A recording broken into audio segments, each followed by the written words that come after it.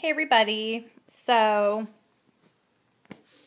I just, keeping it real. If, people are out there and have to have the surgery, I've had to have a housekeeper come in twice a week, clean my house. I'm on a medication that can lower my immune system. So you have to have stuff cleaned. You don't want to get sick. And I actually had this housekeeper that when I was working, she would only come once a week. And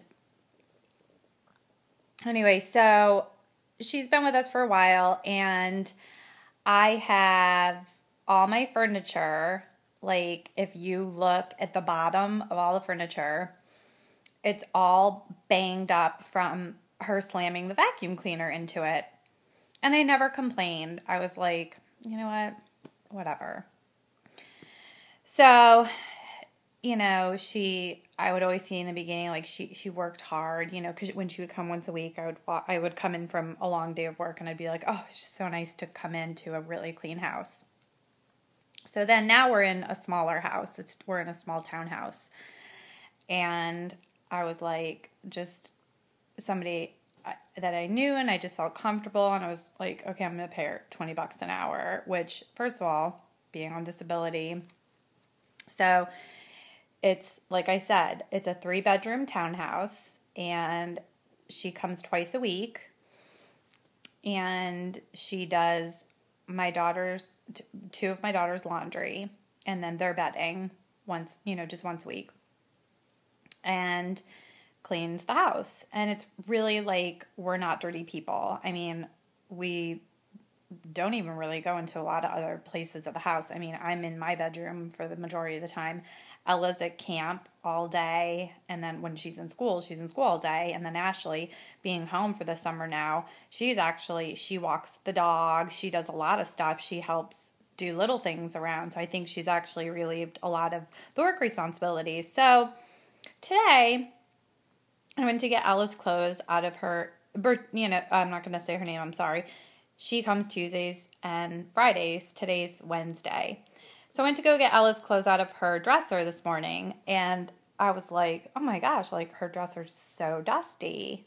I just ran my finger across it, and I was like, wow, she was just here yesterday. And so then I was like, weird. So I came into my room and I was like, holy cow, our furniture is so dusty. There's no way it accumulated overnight.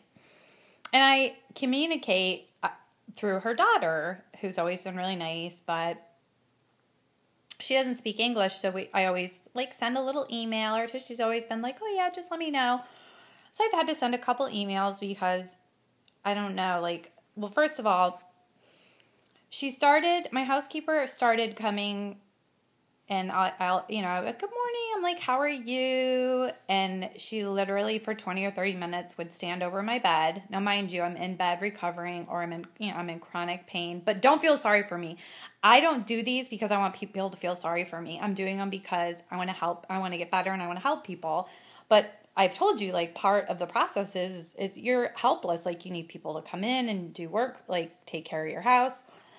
So she would sit there and for 20, 30 minutes complain about how sick she was. And I was like, oh my gosh. And I would try to get out of her, what's wrong? And then she would tell me how bad her stomach would hurt. So I was like, I was always buying ginger ale, and I was stocking up on it. I always told her, take a break. You can, anything, you can eat anything that's in our house. Just sit down, take a break, take it slow, drink ginger ale because it's really good. It settles the stomach. And she didn't know that. So she would always drink our ginger ale. I've always been so sweet. I never even, if she would come and I did want her to do something, I was like, oh, could you organize the coat closet, just the shoes? Because sometimes the baby would get in there and just destroy all the shoes. And if you're trying to find a shoe, literally, you're like, where's the other shoe? So once a great while, I would be like, hey, could you, but I never, oh, could you do the blinds today? Never spoke bossy, or I'm always like, thank you so much. I overly talk, almost like I'm talking to my 4-year-old, oh my gosh, thank you so much. And every Friday, have a wonderful weekend. And, was always so overly sweet, but it was genuine. So today I wrote an email to her daughter, and I was like, because there's just been a lot of things that have been slipping, and I hadn't even shared it with her daughter. Like, literally, my husband is so mad because we put together the baby's new bed, and we had bought it a long time ago, but we can finally put it in the toddler stage. Huge chunk out of it. Then we had bought, in December when we moved in, 2 new entertainment centers. And the one in the basement, which has my husband's like, that's what we got ourselves for Christmas, because we needed furniture. So we bought 2 like new entertainment centers and a new TV. And I obviously hadn't been out of bed for a long time, and I finally went down to the basement, and when my mom was here, and I was sitting on the couch talking to her, and I was like, OMG. And sure enough, right where the vacuum goes, chunk out of our brand new entertainment center. I was like, I do not want my husband to see that. He's going to freak. But I never said anything. Like, I never pointed it out to the housekeeper. I never complained to her daughter, But I could have. been like, you know what? I'm going to dock your pay, because that would be a normal thing. I, being in commercial management, property management, like, I've dealt with janitors and, for over 12 years. And I just was like, you know what? I don't care. Like, I'm in pain, whatever. It's just furniture. So today I wrote an email, and I did complain about the dust, because I felt like I'm paying like $20 an hour, and I was just kind of irritated about it. So I basically said, you know what? I discussed the dust, and I was like, if it's becoming too much, the responsibilities and the tasks that we agreed upon, let me know, and we'll just renegotiate the pay. Her daughter wrote me back the rudest email saying, maybe if you weren't so bossy and judgmental, you'd be able to recover. Okay, first of all, you obviously don't have an understanding of what I'm going through, because I'm not in recovery. Okay, I'm not an alcoholic. I'm not a drug addict. I'm not sitting here in recovery. That has nothing to do with recovery. And I'm not sitting in my bed going, clean my house, do my laundry. You have no idea. Okay, I'm so nice to your mother. I have been. So you're not in my house. You don't see Tuesdays and Fridays how nice and open and how I treat her like a member of the family. And how dare you write that nasty email to me? And you're damn right I wrote a nasty one back to you, because you aren't here. And I am mad. And now I am being mean and bitchy, because you are uneducated. You don't have the story straight. And I have my daughter, my husband, and my mother who's been here month after month and has seen how much I let your mother get away with.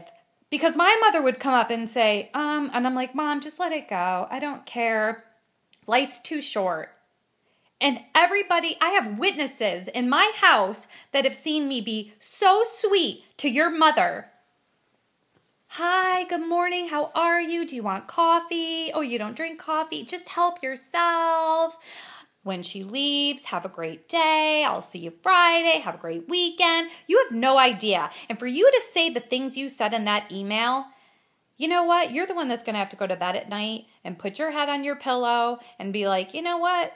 That was really stupid of you to write that email, because you're not in this house. You have no idea. And I wrote the email to you in a nice way, because you told me to reach out to you because you speak English. Your mother doesn't. And so I'm sorry if you think I'm a bitch because I complained that there's dust all over my house. I can't get sick. And I'm sorry if I complained that there's dust all over my house, but and nothing will ever be good enough for me because your mom didn't dust my house and I'm paying her to do that? And you said all those nasty things to me, and I'm documenting this on my YouTube because these are the things that if people go through what I'm going through, they don't need to deal with people like you. Okay? People who have no understanding. No understanding. And you told me good luck finding somebody that'll tolerate me? Oh, honey, I have been waiting for the day that your mother would quit because I haven't had the heart to fire her. Because that's how nice I am. Because life is so short. And I felt sorry for your mom because she would come in here, and I bet you she wouldn't tell you that. Obviously, you were getting different sides of the story. She would come in here after I'd had my head cut open and nerves removed, and she would tell me, oh, I don't feel good and my stomach hurts. But I still felt bad for her because I didn't, people are going through a lot of health issues.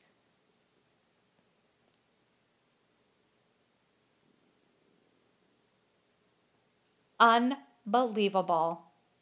That's all I have to say. Have a nice life.